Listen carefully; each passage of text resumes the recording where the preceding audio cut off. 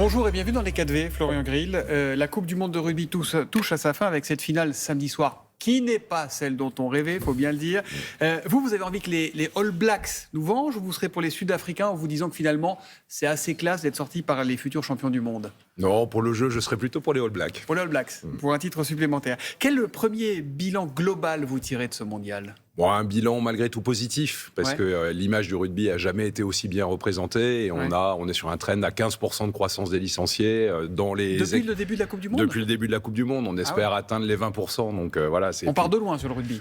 On part de loin, oui, parce qu'on est le deuxième sport en médiatisation. On est même un petit peu monté, mais on n'est que le 10e en nombre de licenciés. Et donc, moi, j'appelle les gens à dire, mais venez dans les clubs de rugby, parce que ce que vous avez vu dans les stades, ça existe aussi dans les clubs de rugby. Les filles aussi font du rugby? Les filles, on a à peu près un peu moins de 40 000 filles aujourd'hui. On espère monter à 100 000 à terme. Donc, il y a un vrai enjeu. Et la féminisation aussi des encadrements.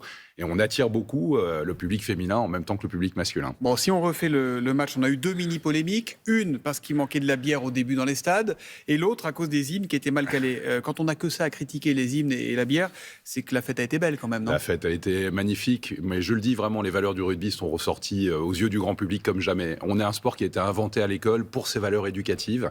Et je pense que les gens ont vu qu'au rugby, le respect... La solidarité, la loyauté, la fraternité, l'esprit de la fête aussi, ça existait et qu'on pouvait aller au rugby, voir un match de rugby en famille. Et ça, c'est formidable. C'est pas un peu long, 2 mois de compétition quand même? On a l'impression qu'on perdait un peu en tension de temps en temps. Moi, j'aurais pu en faire 4 sans aucun problème. Non, c'est pas forcément un peu long. Ça sera raccourci, puisqu'on a voté avec World Rugby le fait de ramener ça à 6 semaines au lieu de 7 semaines. Mais franchement, non, ça a été magique pour le pays. Ça a quand même été des moments exceptionnels et vécus par tout le monde comme des moments exceptionnels. Bon, là où le bilan est quand même moins bon, c'est pour nous, c'est pour les Bleus, le 15 de France. Vous avez revu le match entre les Français, entre notre équipe et l'Afrique du Sud ou pas? Oui, bien sûr. On l'a regardé. On en a parlé avec Fabien Galtier également. C'est important. Le staff d'ailleurs a dit... Voilà, il n'y a pas que l'arbitrage, il faut regarder le match. L'arbitrage, justement. Trop parler de l'arbitrage, on ne regarde pas le match avec lucidité. Et moi, je pense qu'il est important. Au rugby, on apprend. La raison pour laquelle les parents envoient leurs enfants à l'école de rugby, c'est parce que justement, on apprend le respect. Et je pense qu'il faut respecter l'arbitrage. Vous savez, nous, en France, on a 2700 arbitres, il en faudrait 3300 pour couvrir toutes les rencontres. On a besoin de respecter les arbitres et il faut regarder les choses en face. Il y a des décisions qui peuvent interroger. Vous avez forcément vu le tweet de Thomas Pesquet, qui est d'ordinaire un garçon très policé. Le rugby est un sport qui d'habitude se joue à 15 contre 15, sous-entendu pas à 15 contre 16 avec l'arbitre qui aurait été sud-africain. Il nous a volé le match ou pas? Non, écoutez, moi je pense pas qu'on puisse dire ça. Je pense que vraiment, c'est pas parce que c'est des cadets que vous êtes obligé de faire la langue de bois. Vous pouvez dire ce que vous pensez vraiment. Mais ce que je pense vraiment, c'est qu'on prend 4 essais. Donc il faut regarder, ces 4 essais ne sont pas le fait de l'arbitre. Donc voilà, il y a des choses... Par contre, ce qui est certain, c'est qu'on a besoin d'augmenter notre influence à l'international. Sur une vingtaine de commissions à World Rugby, il y avait à peine 1 ou 2 Français. Et je pense que dans ces commissions, dans les commissions obscures, je ne parle pas du sommet de World Rugby... World Rugby, c'est l'équivalent de la FIFA pour le rugby. Voilà. Dans ces commissions, en fait, on traite des questions d'arbitrage, on traite de la cohérence entre l'arbitrage de l'hémisphère nord et de l'hémisphère sud, on traite de la manière d'appliquer les règles. Ça, c'est des choses qui sont très importantes et qui se travaillent avant les Coupes du Monde. Et moi, là, j'ai posé mon camp à l'hôtel de World Rugby pour aller discuter avec chacune des nations et garantir que la France soit bien représentée dans toutes les commissions. Alors, ça fait partie des choses importantes. Vous parliez de l'esprit du rugby, de la fête qui était belle. On a quand même eu quelque chose qu'on croyait réservé aux footeux, et on se réjouissait que ce soit cantonné. C'est des sifflets contre ce même arbitre au match suivant, le match entre l'Angleterre et l'Afrique du Sud. Ça vous a choqué, ça ou pas? Oui, ça m'a gêné. Moi, je suis président de la Fédération française de rugby. Je pense à tous les arbitres, à nos 2700 arbitres qui vont sur les terrains tous les week-ends. C'est pas facile. Imaginez ce que c'est que de rentrer sur un terrain, de s'occuper. L'arbitre, il est faillible, comme c'est le cas d'un joueur. Et moi, je ne pense pas que ce soit l'esprit du rugby de siffler un arbitre. Donc, je le dis, quitte à être impopulaire sur ce sujet-là, j'entends. Mais moi, c'est ma responsabilité de défendre les arbitres et de défendre les valeurs du rugby, le respect étant la première des valeurs cardinales. Donc, on n'a pas perdu à cause de l'arbitre. Non. On a perdu à cause de qui? Est-ce que c'est à cause du sélectionneur? Non, pas du tout. Moi, le sélectionneur, il a 80% de victoires sur les 4 dernières années. On est passé de la 9e à la 2e place mondiale. C'était une évidence. Il y a des gens qui m'ont dit, mais il faut virer Fabien Galtier. Mais pas du tout. Je pense qu'il faut savoir raison garder. Nous, en même temps, on sort en quart, comme en 2015, comme en 2019. Oui. L'objectif, c'était la gagne. On est honnête. Non, mais on sort en quart, mais il y avait aussi un tableau qui rassemblait les 4 meilleures nations dans la même poule. Donc, en fait, ces quarts de finale, on l'a bien vu, étaient pratiquement des demi-finales. Ça se joue à 1 point. Je pense qu'il faut savoir mesurer les choses. Il y a 2 Français, simplement, qui raccrochent les crampons. On a une équipe jeune. Elle doit se préparer pour 2027. On a des échéances qui arrivent. On a le tournoi Destination, les tournois, parce que également pour les féminines. D'ailleurs, on a les filles qui ont battu les Blacks au Women 15 avec un match incroyable, qui jouent samedi contre l'Australie à 8h du matin. Voilà, on a des échéances à venir et l'avenir à préparer. Vous avez hésité à renouveler votre constat. Est-ce que vous êtes posé la question ou même pas sur Galtier ? Mais même pas, mais pas une seconde. Mais moi, ça fait 100 jours que je suis président de la Fédération française de rugby. Pendant les 100 jours, c'est pas sur un match que vous décidez ou pas d'un sélectionneur. Pendant les 100 jours, avec Jean-Marc Lermé, qui est mon bras droit sur la partie haut niveau, on a eu le temps de découvrir Fabien Galtier et de voir la qualité de son travail, à la fois technique, mais aussi humain. Et lui, il vous a proposé de partir ou pas ? Non, il a forcément eu un coup sur la tête parce que c'est pas le résultat qu'il espérait, c'est pas le résultat que nous espérions. Mais pas du tout. Je pense qu'on est, vous savez, c'est quelqu'un de déterminé, mais moi aussi.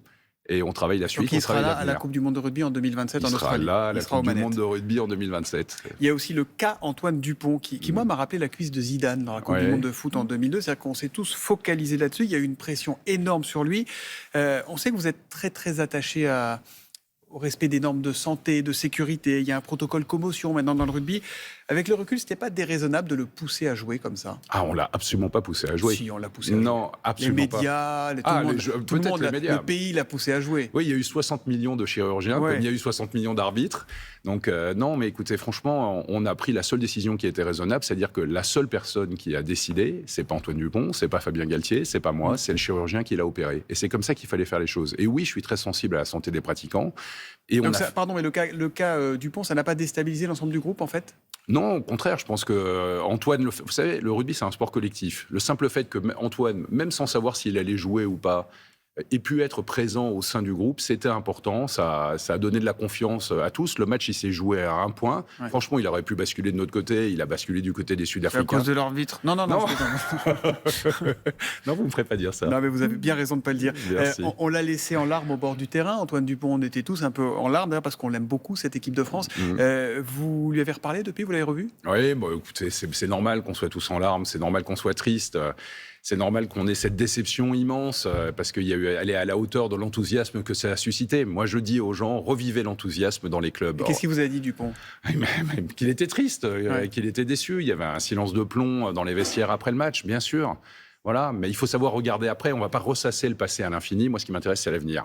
L'avenir, c'est 2027. L'avenir, c'est le tournoi qui arrive. L'avenir, c'est les Jeux Olympiques et Paralympiques. Et peut-être avec Antoine Dupont. C'est ça la question. Vous souhaitez qu'il puisse participer. Alors, c'est du rugby à 7 au JO. Oui. Vous souhaitez qu'il puisse participer au JO ou pas, qu'il soit dans l'équipe de France ? S'il le souhaite, oui. S'il le souhaite. On a tout fait pour que ce soit possible. On s'est entendu avec son club, le Stade Toulousain. On a discuté avec l'équipe de France à 7. Si Antoine a envie de faire les Jeux Olympiques et Paralympiques, il le pourra. Et qu'est-ce qu'il vous a dit ? Il le veut ? Il a dit qu'il le déciderait après le Coupe du Monde. Allez, arrêtez. Il a dit qu'il le voulait ou pas ? Il avait dit qu'il le voulait, mais maintenant, la décision sportive lui appartient. Et moi, je respecte. Ça ferait l'impasse sur le tournoi destination. Absolument. Parce qu'au rugby, c'est un sport collectif et qu'on n'arrive pas dans une équipe parachutée. Il faut qu'ils prennent le temps de jouer avec l'équipe de France F7, qui a des résultats, qui est une belle équipe, et il faut qu'ils prennent le temps de gagner sa place dans cette équipe. Tout Antoine Dupont qu'il est, il le sait. Le rugby, c'est un sport collectif et on respecte les partenaires. Donc oui au JO, et tant pis s'il n'y a pas de destination pour Antoine Dupont cette année. Oui, parce qu'il y a d'autres joueurs qui pourront tout à fait représenter la France dans le cadre de destination. On va préciser qu'avec Fabien Galtier, qu'on évoquait tout à l'heure, on a regagné le tournoi de destination pour la première fois depuis 12 ans, je crois, en 2022.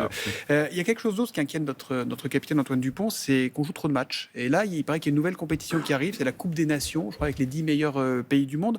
Quand est-ce qu'on va écouter les sportifs ? Non, mais alors, la Coupe des Nations, la Nations Cup, comme disent les Britanniques, on prend les 3 dates de la tournée d'été, les 3 dates de la tournée d'automne, donc c'est le même nombre de matchs, et on rajoute, si on va en finale, un match. Mais en même temps, on resserre le tournoi destination sur 6 semaines, on resserre la Coupe du Monde sur 6 semaines mais aussi. Les organismes, ils prennent. Donc, du coup, on pilote les choses intelligemment. Il y a des jours de repos, il y a des principes de repos qui ont été discutés. Et Antoine Dupont qui dit « on joue trop », qu'est-ce que vous lui répondez ? Il faut qu'on trouve le bon équilibre. Ça, c'est un équilibre à trouver entre les fédérations et les clubs pour ne pas trop mettre sous pression l'ensemble des joueurs. Et c'est clair que ça fait partie des choses qu'on prend en compte et que les clubs et les fédérations doivent prendre en compte. Moi, je plaide aussi pour qu'on fasse évoluer les règles, notamment l'abaissement de la ligne de plaquage. Pour moi, c'est un sujet très important pour mieux protéger les joueurs. L'abaissement de la ligne de plaquage, l'application stricte des règles par les arbitres, l'application stricte des règles dans les commissions. Ça, ce sont des sujets essentiels. Et dans les discussions avec World Rugby, c'est aussi pour ça que j'ai envie qu'on y soit présent, parce qu'aujourd'hui, la France n'y était pas, et dorénavant, la France y sera. Qu'est-ce que vous dites à des parents dont les enfants disent là maintenant, papa, maman, je veux faire du rugby, et qui flippent ? J'avoue que c'est une question un peu personnelle. C'est vrai. Alors, je leur dis, mais allez-y, on apprend très progressivement uniquement le plaquage dans les écoles de rugby. On a plein de rugby, y compris le rugby à 5, qui est un rugby qui se joue en mixité, sans choc, sans plaquage, basé sur la passe et l'évitement, qu'on peut jouer à 70 ans. Donc la question personnelle, j'espère qu'elle vous touche vous aussi. Voilà, vous pouvez jouer au rugby. Je n'ai pas encore tout à fait 70 ans, mais non, je vous remercie. mais vous avez jusqu'à 70 ans pour vous décider. Et vous pouvez le faire parce que franchement, et vivez ce que vous avez vu, les scènes de fraternité dans les stades, elles existent dans les clubs du quotidien. Localement, il y a 1950 clubs qui vous accueillent. Merci beaucoup Florian Grill, président de la Fédération française de rugby. Merci les Bleus, merci beaucoup les Bleus parce qu'ils nous ont donné beaucoup de rêves et au prochain rendez-vous. Merci et bonne journée. Merci.